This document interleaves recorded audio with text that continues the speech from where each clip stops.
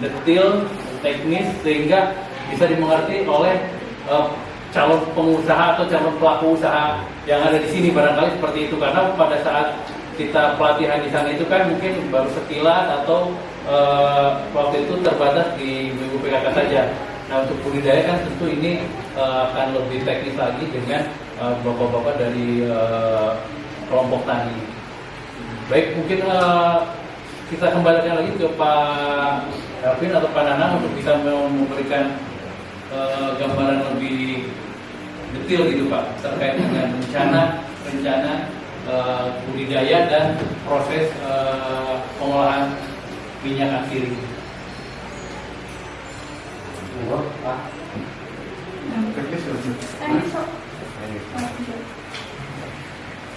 Baik, terima kasih. Ini minyak dari Pak Hadi ya, untuk bagaimana teknis besar budidayanya. Dan nilam mungkin untuk kita ketahui, nilam itu adalah tumbuhan penghasil minyak asiri. Yang sifat minyaknya itu bukan minyak ini utama, tapi dia fixatif. Maksud kalau kita di semua patung dia mengandung minyak nilam. Jadi maksudnya itu memang minyak nilam ini sangat diperlukan untuk semua jenis parfum, baik itu parfum yang sifatnya alami, sintetik ataupun apapun, tetap mengandung minyak nilam. Jadi banyak yang kurang memahami, walaupun namanya ini minyak asiri, tapi minyak nilam dicium aromanya kok nggak enak. Kalau bibit parfum harusnya enak, tapi aromanya pun nggak enak. Gitu. Jadi ada yang itu salah paham ya, disebut minyak asiri ini minyak aromatik atau aroma yang harum, gitu. Dicium pun nggak enak. Nah, minyak nilam ini adalah minyak fixatif atau minyak kolatif. Dia ada pencampuran itu untuk memperlekat atau daya lekat terhadap pakaian, terhadap bahkan cat ini untuk diri dia menggunakan minyak nilam. Untuk ada yang cat yang harum gitu Pak, itu menggunakan minyak nilam. Nah itu jadi salah satu kenapa nilam ini diminati. Jadi warga dunia ini sebenarnya sangat membutuhkan tentang minyak nilam. Terkait budidayanya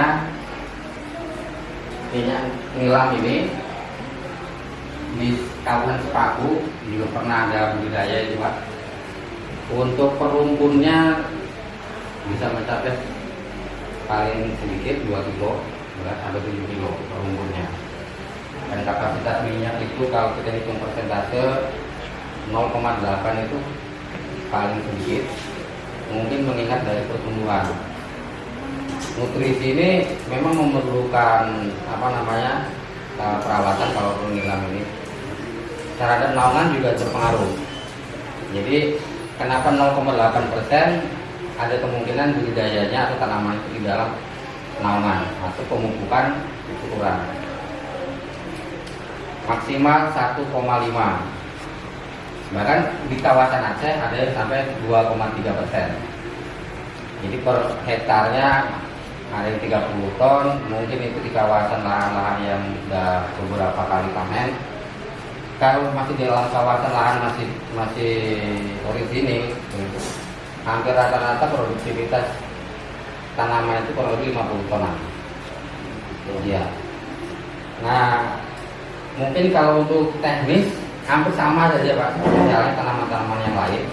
Jadi tanaman nilam ini, kalau kita berpikiran tanaman nilam itu sulit, ketika daun jatuh kena tanah, kena lembab, dia akan menumbuhkan akar dan tumbuh tunas baru. Berarti hampir kita prediksi tanaman ini tidak sesulit itu. Kita potong, kita tancap juga gitu. Jadi sangat mudah. Dicari tempat yang lembab, kita taruh aja, nggak usah ditancap, bakar dan bertunas. Tetapi dibilang ini mudah, di kawasan-kawasan teman-teman ini yang sudah menjalankan usaha ini gagal. Ada yang mati, ada yang kena penyakit, ada yang mati layu seperti itu. Jadi ada kemungkinan di kawasan-kawasan lahan itu tidak mengandung nutrisi atau tidak ada perawatan. Ya intinya kalau kita mau untuk bergerak di bidang ini harus ada pendampingan secara intensif, yaitu dari petani, PPL, bersama kami, sama-sama kita budidaya kembang. Kalau kita tanam terlepas seperti itu aja, ya tadi banyak pengalaman di luar yang merasa saya pintar tanam, ternyata diberikan bibit, layu dan mati. Dan terus mengklaim ini tanaman ini sulit, tanaman ini susah, seperti itu. Padahal seandainya kita putik ditaruh tanpa ditancap pun dia hidup. Jadi mungkin adanya pola kerjasama ini kan Pak. Jadi kita mungkin mendampingi di bidang untuk budidayanya. Sifat dari budidayanya itu karena mungkin beda dengan tanaman yang lain. Terus proses produksinya tentang penyulingannya. Kalau untuk penyulingan hampir semua hasil sama Pak.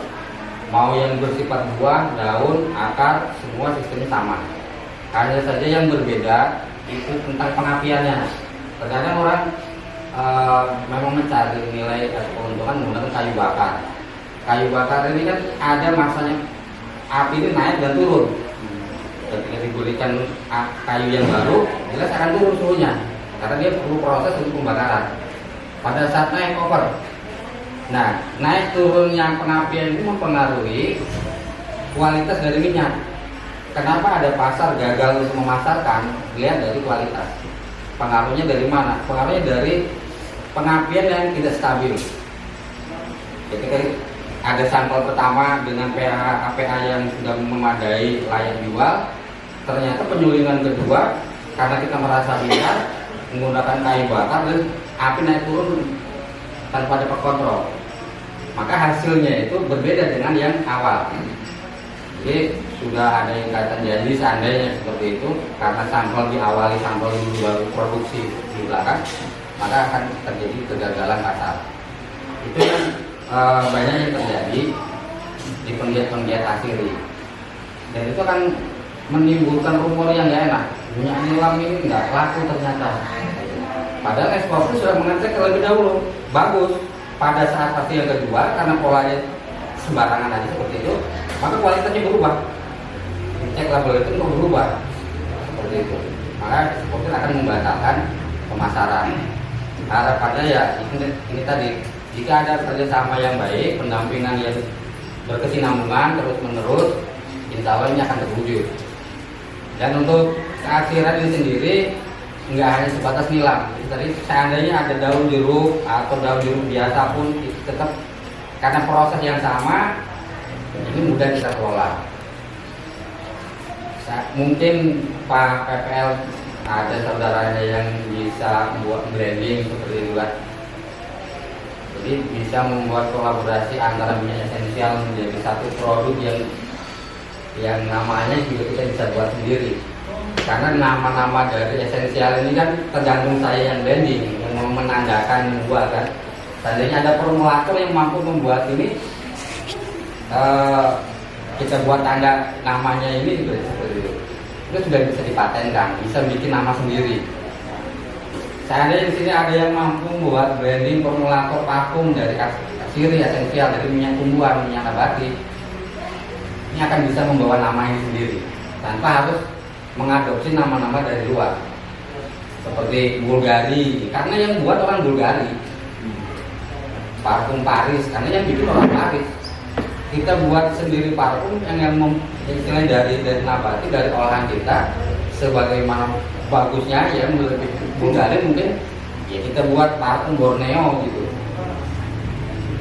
Dan kalau sudah ada branding parfum Borneo keluar dalam bentuk produk yang punya nama, itu akan istimewa.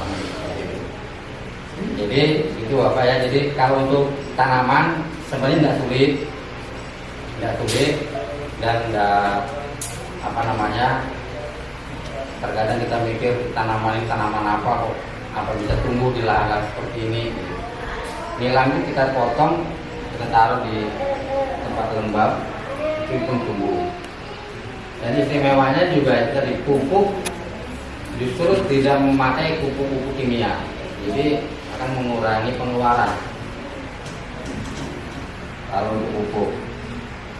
Terus untuk pengolahan tanah ini juga bisa menggunakan pupuk dari limbah sulingan kemudian harinya.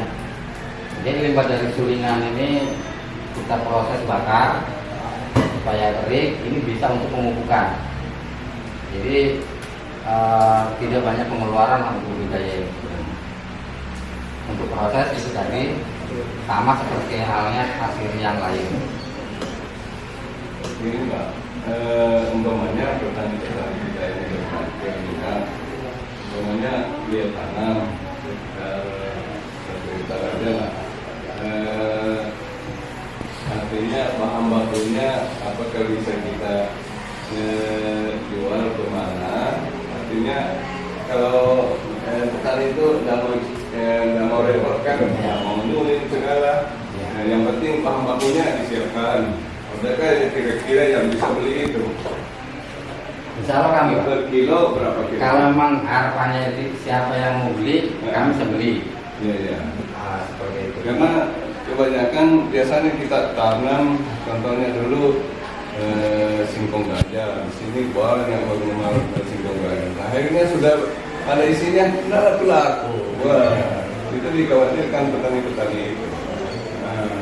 Itu saya pernah dengar masalah singkong Iya. gajah yang jelas informasi itu simpang siur, ada dari kandungan singkong gajah ini tidak memenuhi spek, tidak memenuhi standar. Iya, iya, iya. Artinya penanaman ini tanpa pendampingan secara detail. Oh iya. Dan itu pun sama terhadap nilam. Seandainya tanaman ini tanpa kita ketahui budidayanya bagaimana, kami pun enggan untuk membeli. Iya, iya. Ya, Karena itu. sama aja kita beli daun kan, kita beli ternyata tidak mempunyai kualitas. Gitu. Tetapi kalau kita membeli daun ini, kita paham betul proses budidayanya, pemupukannya, perawatannya, ya insya Allah ini Ya, akan beli. harus ada pendampingan lagi Ya. kalau kita kerjasama.